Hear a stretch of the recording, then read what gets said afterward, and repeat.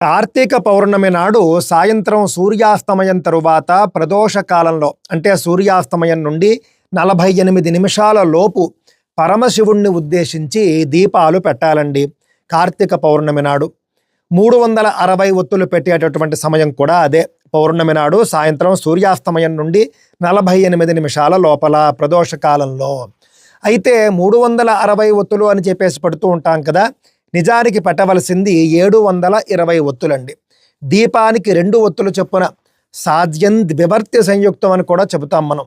సాధ్యం త్రివర్తి సంయుక్తం ఏ విధంగానో అయినప్పటికీ కూడా అవన్నీ పక్కన పెడితే స్కాంద పురాణంలో మనకు స్పష్టంగా 27 సప్తశతకాః సహిత దీపవర్తయ దదద్దీపం పౌర్ణిమాయాం సర్వపాపైః ప్రముచ్యతే. 27 సప్తశతకాః 720 సహితాః దీపవర్తయ దీపపు ఒత్తులు అని స్కాంద పురాణంలో మనకు స్పష్టంగా కార్తీక మహాత్మ్యంలో కనిపిస్తూ ఉన్నది. ఈ యొక్క 720 ఒత్తుల దీపము కూడా ఈ శ్లోకాన్ని చెబుతూ పెట్టాలండి.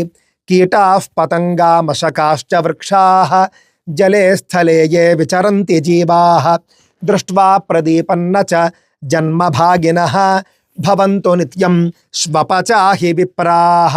ఈ శ్లోకం యొక్క అర్థం ఏమిటో తెలుసునండి. నేను పెడుతూ ఉన్నటువంటి ఈ యొక్క దీపాన్ని చూసినటువంటి కొన్ని జీవులు, పురుగులు, పక్షులు, దోమలు, చెట్లు, నీటి యందు భూమి యందు కూడా తిరుగుతూ ఉన్నటువంటి జీవులు ఇవన్నీ కూడా ఈ దీపాన్ని చూస్తే కనుక ఈ దీపాన్ని చూసి తిరిగి జన్మను పొందకూడదుగాక, మోక్షానికి వెళ్ళిపోవునుగాక అని చెప్పేసి ప్రార్థించడం.